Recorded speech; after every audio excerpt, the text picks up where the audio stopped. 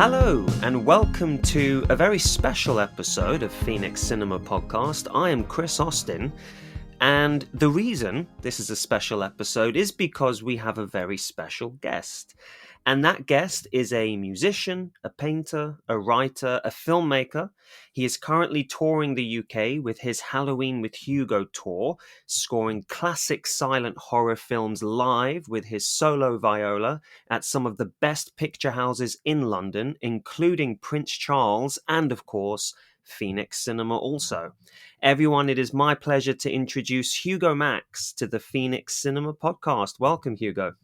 It's a pleasure to be here, Chris. Great to speak. Yes, absolutely. Thank you so much for giving us your time today.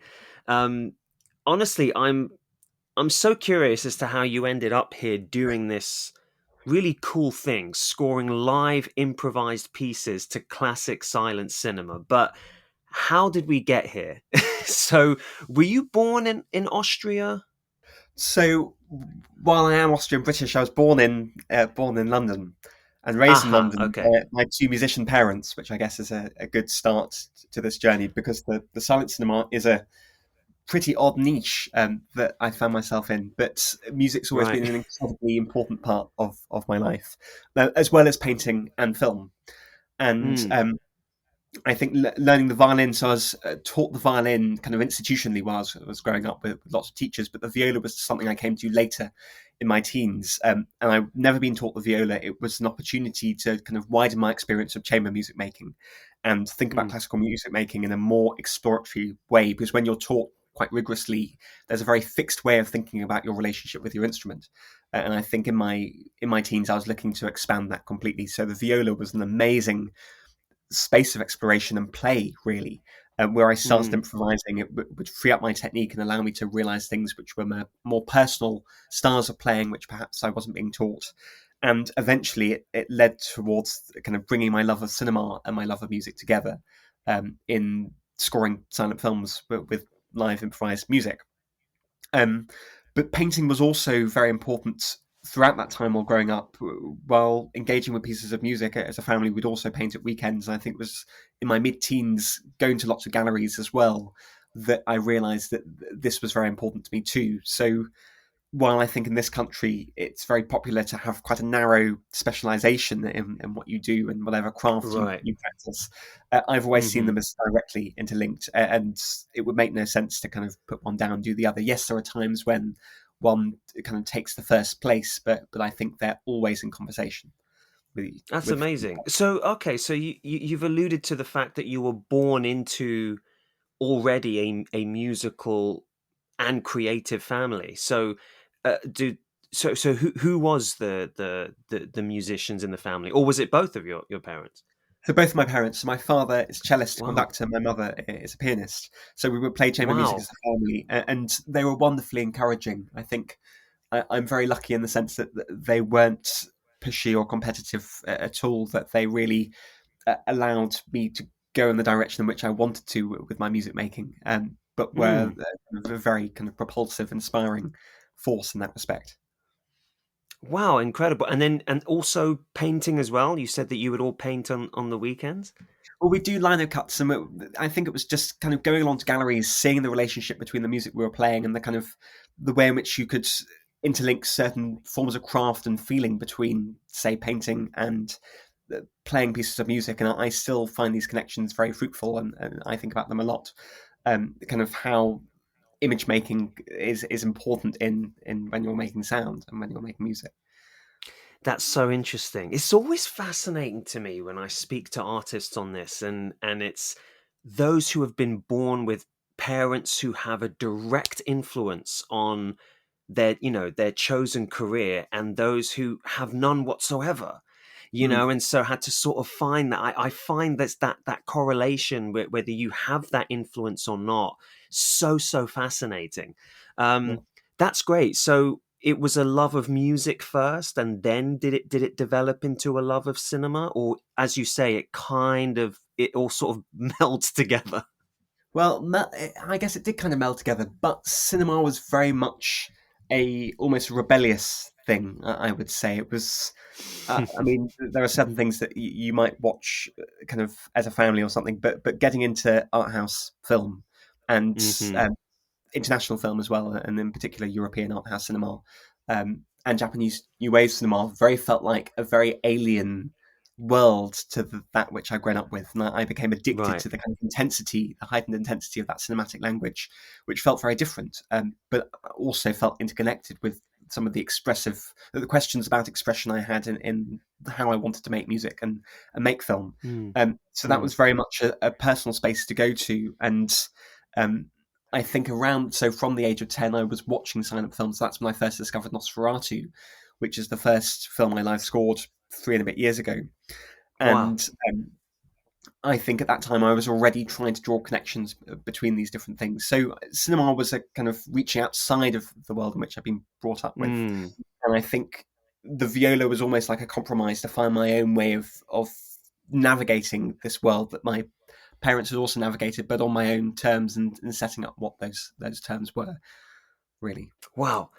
So watching Nosferatu at 10 years old, was that a terrifying experience, or how Well, did you receive that at such a young age? I mean, it's the kind of film that you don't forget a single frame of. You Right. somehow it becomes ingrained in you. You remember the shape of the narrative, how one sequence leads from one to another, and particular shots, the use of shadow, um, and the use of chiaroscuro. It just sticks in your brain, in your unconscious. Mm. And I think seeing it again 10 years later, which was the first time that I did a live score, I was amazed at how well I could remember the film. In the kind of heightened scenario performance, I was like, I really know this very closely and personally.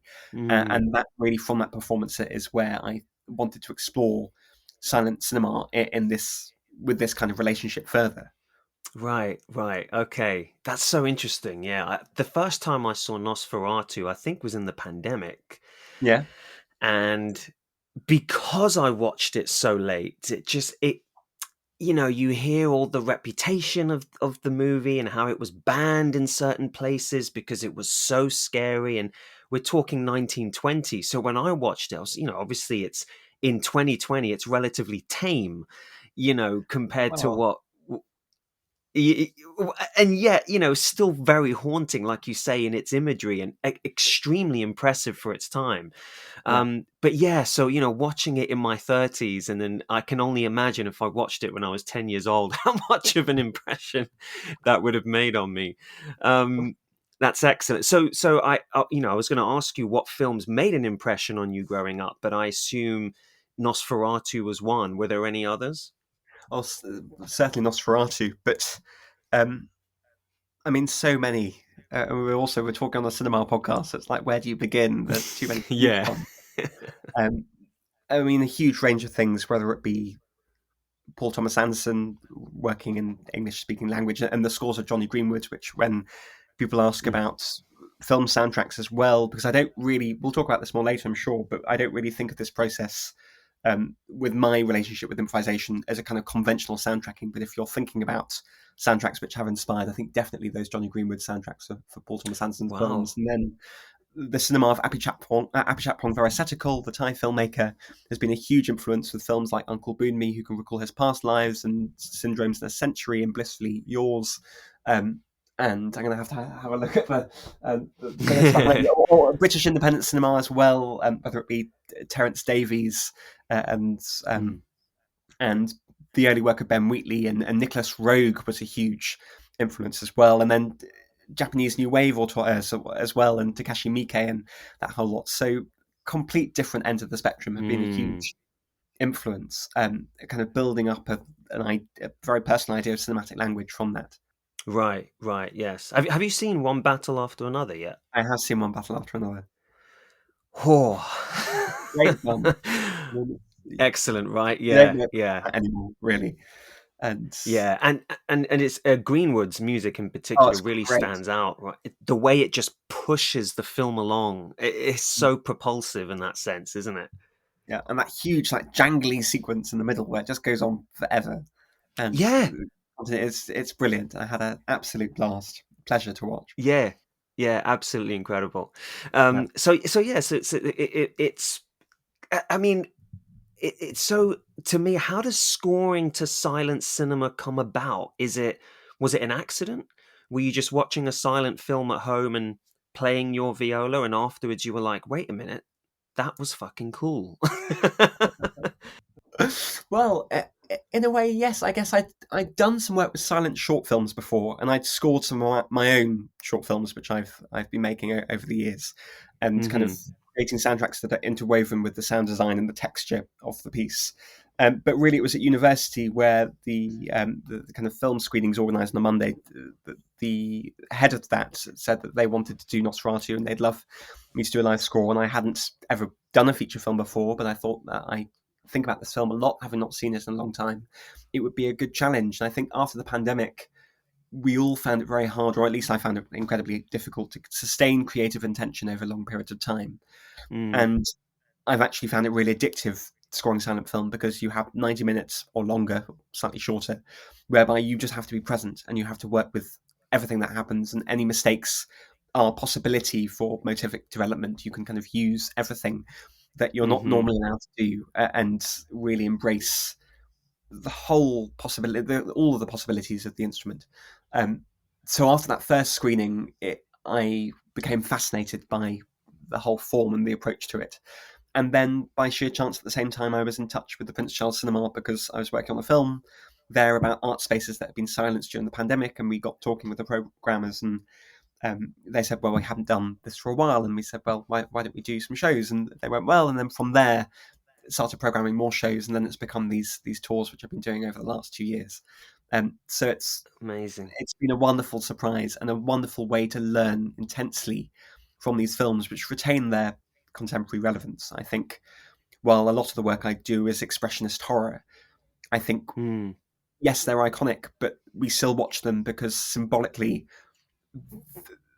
their themes still feel relevant, and the stories that they're telling have cycled back, and that's what's so compelling about them. Yeah, I mean, I just realized today that The Cabinet of Dr. Caligari and The Golem were both released 105 years ago. Yeah, 105 years. amazing. And today we get to sit in a modern picture house in 2025 and continue to watch the film and Mm. have yourself score it live. I mean, these filmmakers can never have envisioned this. It's incredible. The Yeah, the legacy it continues. Yeah. yeah. But also Yeah. how much these works, which have survived and been lovingly restored, um, how contemporary they look. And I think Mm. particularly with Caligari, say there's nothing that was made before or since that looks anything like it or feels like it or is slippery. The narrative structure, it's Caligari is a film that you return to, and every time you watch it, it's different, and you forget things, Wow. and characters surprise you. And I find that's, from a creative point of view, the way in which I approach each screening is as if the characters will behave differently and alter their fate. So the films can almost have the possibility of changing. So even though everyone on screen is no longer alive, um, I find it very stimulating that maybe they'll just save themselves this time when I'm playing along with a film. So, and same with Der Golem actually as well, because of the heightened visual language and expressive language that the film has. I think Mm. it engenders that sense of kind of precariousness and intensity. So that amazing. Yeah. So that's what I wanted to ask you. So I mean, you've got 22 performances across cinema venues in the UK. By my understanding, right now you're in the middle of the Cabinet of Dr. Caligari run of Yeah, performances at different venues. yeah. So each performance, is it truly all improvised? So I do structure motifs associated with different characters, different themes in the film, Uh-huh. which I practice and I get into my bloodstream as I'm watching the film, and kind of obsessively over a period of time. And Mm. it's particularly exciting with works like Nosferatu and Caligari, which I've been working with since the beginning of this process Mm-hmm. because they're so deeply rooted. Um, there's still a sense of surprise with them, which is what continues to excite me about it. Um, but while the beginnings of the films are very carefully structured musically, um, I do plan an overall structure, but I allow each performance to be different. And by ethos, Mm-hmm. I don't record the performances because it's always dependent on the atmosphere of the space, the feeling in the room, Mm-hmm. the audience being present. Um, and I don't want to impose anything onto these films, conceptually speaking, because I think music can ask questions about a film from the past and enter into conversation with it. But I think the fact that it's not a fixed thing, it's like this isn't the Mm. definitive soundtrack score. This can change. That really interests me about this. So the films, the soundtracks change with each screening. Everyone is different.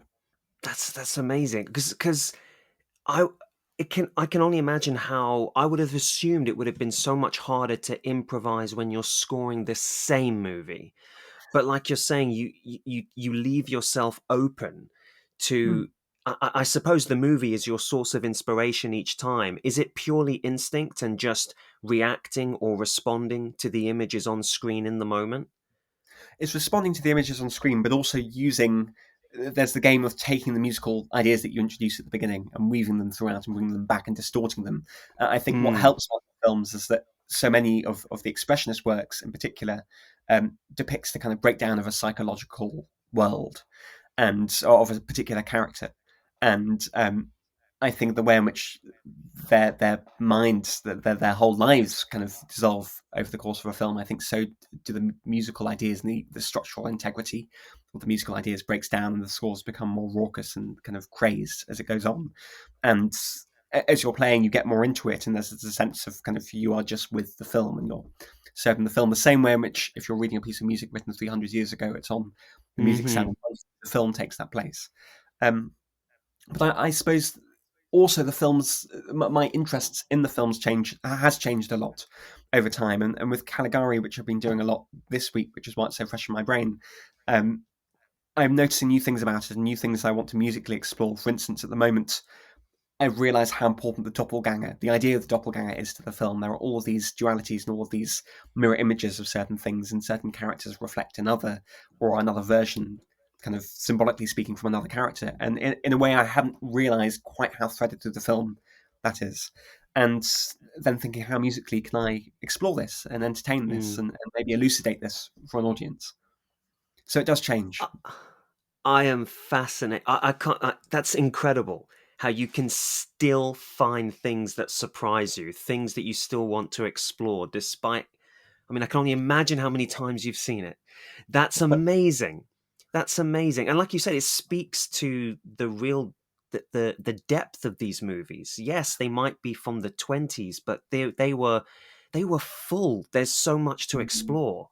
yeah. Um, it looks as if The Cabinet of Dr. Caligari is the film you're performing to the most, with 10 performances, I believe, closely followed by Nosferatu. Was that your choice, or is it more a choice of the venue that's programming the movie? Always in collaboration with the venue, which I think is the most. Okay. It's another really lovely thing about it for me. I find is that traveling to these cinemas, engaging with their teams who are so great and work so hard Mm. to kind of do interesting programming and make stuff happen and keep these places alive as well. And then Hmm. that helps to get in the audience and makes the events as special as they can be. So it is always in conversation with the venue what film they want to do. I mean, last year was the big Nosferatu year because of Robert Eggers' remake, and so Right. there was lots of Nosferatu. So I think this year's Why Caligari has taken hold, which I'm very interested in. I mean, it somehow captures the zeitgeist. It's a film about chaotic, random, unexplainable acts of violence that take place, and Hmm. was at the time responding to the First World War. But I think I found a lot that's still relevant about it now, and feels very fresh and very terrifying. Um, so it's very good to do, and also because it's one of the shortest films that I do, it's about an hour 15 minutes. Ah, okay. Supposedly is the easiest on the body. It depends how Mm. intense the performances are, but I think it's a nice Hmm. film. Doing a lot at the moment because you can really delve deep into its visual language and kind of live inside Mm. its world. Yeah, I confess that out of the four silent films you'll be scoring, I've only seen one, and that is Okay. Nosferatu. Yeah, Um, did you see the Robert Eggers remake? I did see it. Well, what were I your guess that was back thoughts? in January this year, which feels Yeah, like it was ages quite ago. early in the year. Yeah. Yeah, and I thought it looked astounding. I think there are sequences Hmm. which are take from well, I guess also from Herzog, but or particularly from Murnau, who for me is a real hero and curious figure who I think is also kind of deeply misunderstood. very often, because we've lost so many of Murnau's films. I mean, I think he made like 21 feature films, and we only have 9. Nosferatu being kind of one of the most famous ones, and there's also Faust and The Last Laugh, Jeez. and many, many great films. Mm. But I thought the whole, like, the sequence of going to the castle, of embellishing Murnau's visual language with what we can do now, is kind of Mm-hmm. celebratory and great to see. I mean, I thought the kind of thematic story it decided to derive from the original, of this kind of animalistic nature of Nosferatu, which it kind of really took ownership of, I thought was interesting. But I think it's all there in the original, in the way, in a Mm-hmm. much more subtle, implicit, and more terrifying, because it feels closer to human way.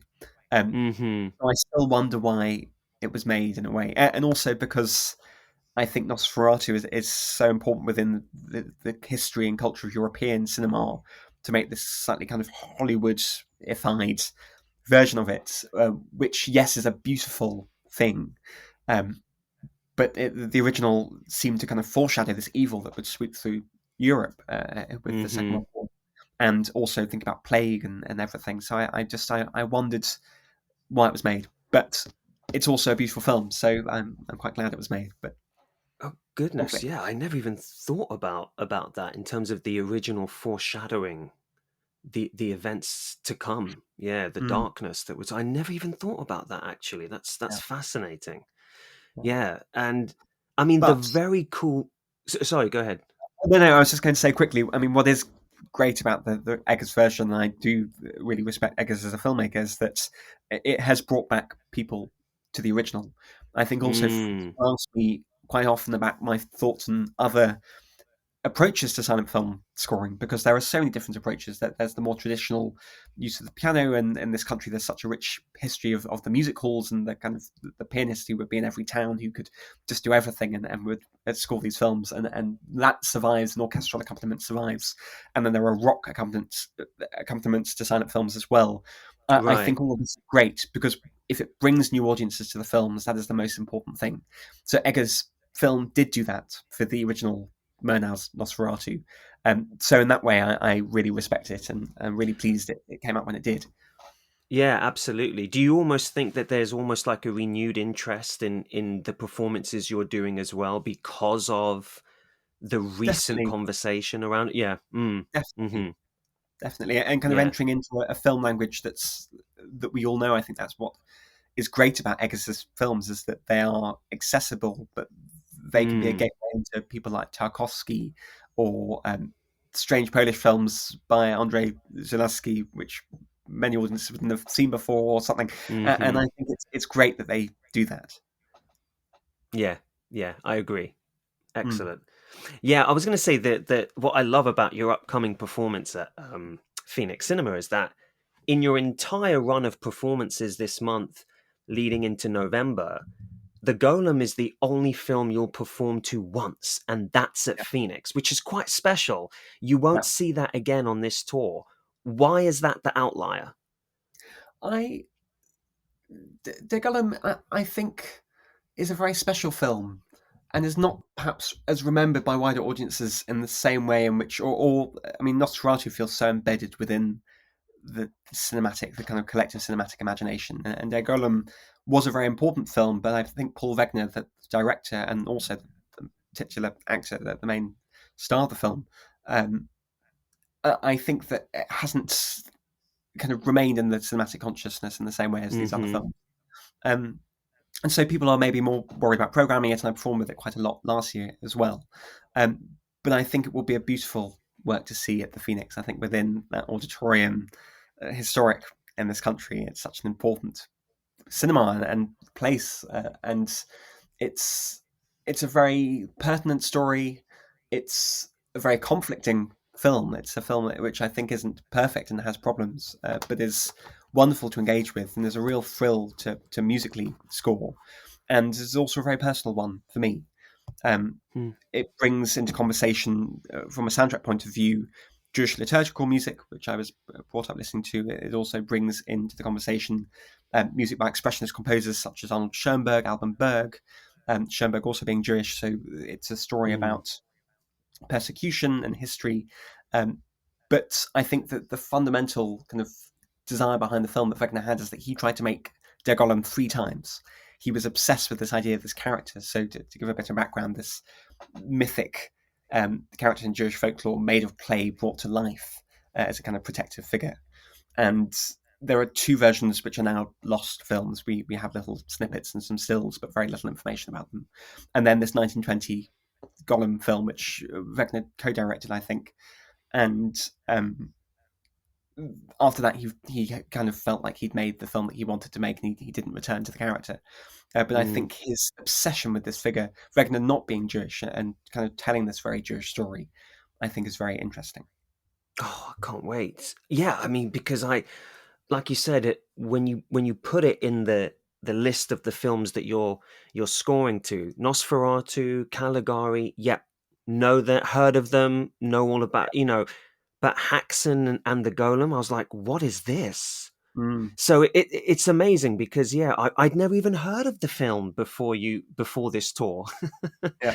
So to bring eyes to it and to bring a bit of a recognition to it is incredible. It's working for me at least. Well, it's a beautiful film, and I think even from the point of view of its sets, the amazing expressionist sets, which are worth discussing. It's difficult to talk about, but I think it's worth seeing with knowing very little about it, and then much to kind of go into afterwards. So I really hope people who do come along will stick around for a chat after, because musically, the kind of music that I reference in the score is very specific, and it's really interesting to discuss and see what people pick up on. And yeah, it's a beautiful film. Oh, amazing! I can't wait. I can't wait to see it. Has there been any thought to taking this tour across Europe or even stateside? There have been there have been talks about it, and through this year that there have been various performances in Europe, and possibly a German tour next year. So watch the space. Okay, excellent. And you alluded to this earlier, but I was wondering, will there ever be a plan to record one or more of these live performances and release it as an album or something like that? Or are you very committed to it just being like you said, a present in the moment, one of a kind experience for yourself and the audience? Definitely. There is a plan. I think it wouldn't be a particular score for one of these classic films. I think maybe if there was a new restoration of a silent film and in conversation with that, but also various musical projects which are using the musical language that I've developed in this process, and then making something separate and new from that. And also film projects which will work with a similar scenario, so original films which I'm currently writing, which have a live score element to them. But I think there's not too much can be said about that just yet. But things in the works, for sure. Okay, fantastic. That's very exciting. Very exciting. Okay, well, I mean, as I said, I haven't seen The Golem. I hadn't even heard of it until now, but I will be attending the screening Great. and performance. And I honestly cannot wait. What a special way to view the film for the first time with such a unique event such as this. I'm so excited for it. It's going to be a pleasure. I'm so looking forward to returning to the Phoenix. And it's just such a beautiful cinema. It has a wonderful team. And It truly is, yeah. Beautiful Yeah. place. Well, Hugo, it's been such a pleasure to chat with you. Again, thank you for sparing your time today. I wish you the best of luck and continued success with your upcoming performances. Thank you. Well, And see you soon. And I will see you soon. Yes, exactly. Great. Thank you, folks. Our episodes are composed and edited by Stefan Krieger. Look for more of his music at stefan-krieger.com. Like, rate, and subscribe. If you like what you're hearing, we have plenty more for you to come. Once again, a massive thank you to Hugo Max. Do check out hugomax.co.uk for more information on all of Hugo's upcoming and future performances. And remember, Hugo will be scoring live alongside The Golem on October 29th at Phoenix Cinema at 8 p.m. Tickets are available now through the website. If you love movie music, if you love movies, this is one you won't want to miss. In fact, if you book tickets for The Golem at Phoenix Cinema on October 29th, I will see you there. Bye for now.